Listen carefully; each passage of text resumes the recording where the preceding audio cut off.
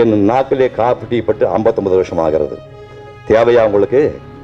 ஒரு மசாலா தோசை சாப்பிட்டா energy, coffee சாப்பிட்டா எனர்ஜியா? தேவையா உங்களுக்கு காஃபி? 15 பைசா காஃபி 1958. அந்த காஃபியை தவிர்த்து நான் மசாலா தோசை சாப்பிட்டேன்.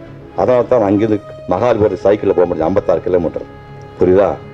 காஃபி டீ சாப்பிட மாட்டேன், மது இருந்த மாட்டேன், புகைக்க மாட்டேன். இதெல்லாம் ஏன் சொல்கிறேன் என்றால், எனக்கு முன்னால் வாழ்ந்த மகத்தான சாதனை புரிந்த மகத்தான நடிகர்கள் எல்லாம் 72 வயசுல போயிட்டாங்க. இது பெருமைக்காக சொல்லவில்லை. மகத்தான சாதனை புரிந்தவர்கள் எல்லாம் 72 வயசுல போயிட்டாங்க, 73 வயசுல. உலக புகழ்பெற்ற நடிகர்கள் எல்லாம் 72, 73 போயிட்டாங்க. நான் 75 வயசுல நிற்கின்றேன். 70 வயசுல மகாபாரதம் பேசினேன். இது எதுக்காக சொல்லணும்னா, மகாபாரதம் பெரிய காவியம். அது 2 மணி நேரம் மகாபாரதத்தை 4 வருஷம் ஆராய்ச்சி பண்ணி 2 மணி நேரம் பேப்பர் ரெஃபரன்ஸ் இல்லாமல் ஒரு சொட்டு தண்ணி குடிக்காம உங்களமா இளைஞர் 5000 பேர் ஒரே ஸ்டேஜ் 2 மணி நேரம் பேசினா அது காரணம் அந்த ஒழுக்கம், உடம்பை பேணுதல். முந்தின நாள் பழைய சாதம் ஒரு கை எடுத்து போடுங்க. இன்னைக்கு காலம் நான் சாப்பிட்டு வந்தேன். ஒரு கை பழைய சாதம், ஒரு டம்ளர் மோர் போட்டு அடிச்சு கொஞ்சம் உப்பு போட்டு, எவ்வளவு கோபம் தான் சரி, ஒரு சின்ன வெங்காயம் 2. இதை விட எளிமையாக எப்படி உடம்பு கிடைக்கும்? இதை விட எளிமையாக எப்படி சாப்பிட முடியும்? ஒரு கை சோறு, பழைய சோறு, ஒரு டம்ளர் பழைய மோர், புளிச்சு போனால் பரவாயில்ல, ஒரு 2 சின்ன வெங்காயம் போட்டு சாப்பிட்டீங்கன்னா உனக்கு அல்சர் வராது, பிரச்சனை வராது.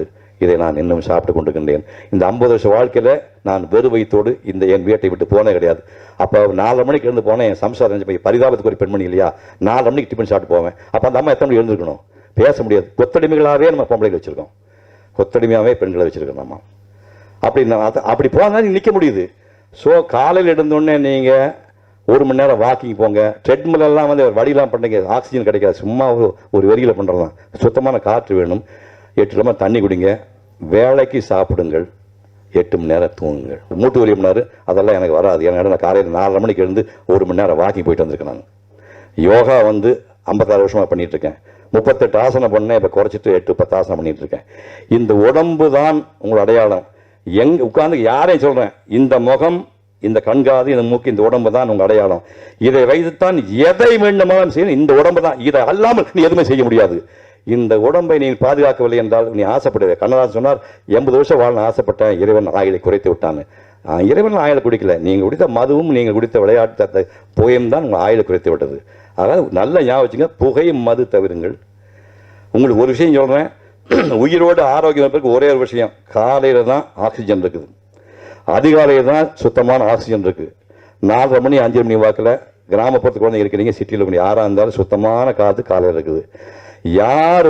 எவன் ஒருவன் காலையிலே அதிகாலை சூரியனை பார்க்க வேண்டும் என்று ஆசைப்படுகின்றானோ, என் பேரம் பேத்தி உள்பட சொல்ல, காலை அதிகாலை சூரியனை பார்ப்பவனுக்கு 10 ஆண்டு போனஸ். 10 ஆண்டு போனஸ். எவன் ஒருவன் இன்றிலிருந்து காலை சூரியனை அப்புறம் போய் படுத்துங்க, அதிகாலை சூரியன் பார்க்கணும், 10 ஆண்டு உங்களுக்கு போனஸ். கிட்டத்தட்ட 50 வருஷம் யோகா பண்ணிட்டு மார்னிங் அவசரம். இன்னைக்கு காலையில் இப்போ நிகழ்ச்சிக்கு போகிறான்னு தெரிஞ்சு காலையில் 5:30 மணிக்கு போன போட்டில் போனால் 6:30 வரைக்கும் வாக் பண்ணிட்டு வந்திருக்கிறேன். அந்த ஆக்சிஜன் ஒன்று தான் மனிதன் உயிரோடுவதற்கு. உணவு அப்புறம் உணவு இல்லாமல் கூட 1 மாதம் எல்லாம் இருக்கிறதா தண்ணி குடிச்சிட்டு இருக்கலாம். தண்ணி இல்லாமல் 1 வாரமே தண்ணி குடிச்சு சாப்பிடலாம். காற்று இல்லாமல் வாழ முடியும். நம்மளே சாமியார் கிடையாது, பூமிக்குள்ளே போய் 48 மணி நேரம் ஒழிஞ்சிக்கிறதுக்கு. நமக்கு காற்று இல்லாமல் வாழ முடியாது. அந்த காற்று, இந்த ஆக்சிஜன் ஒன்று தான் ரத்தத்தை சுத்தப்படுத்துது. 2வது ரத்தத்தை சுத்தப்படுத்த வேலையை தண்ணி பண்ணுது. அதனால் தயவு செய்து என் குழந்தைக்கு சொல்ற, ஏன் சிறுமில் வேலை பார்த்தாலும் 8 டம்ளர் தண்ணி குடிங்க. அந்த தண்ணி வழியாத்தான் ரத்தத்துக்கு அழுக்கெல்லாம் யூரின் வழியாக வேறு வழியாக போகுது. தண்ணி குடிங்க, வேலைக்கு சாப்பிடுங்க. கொண்டுடுவாங்க முதலாளிங்க. நீ என்ன பெரிய சாப்பிட்டாரு, என்ன போய் அதாவது ஏ கிளாஸ் கைதிகள் தான் நீங்கள்.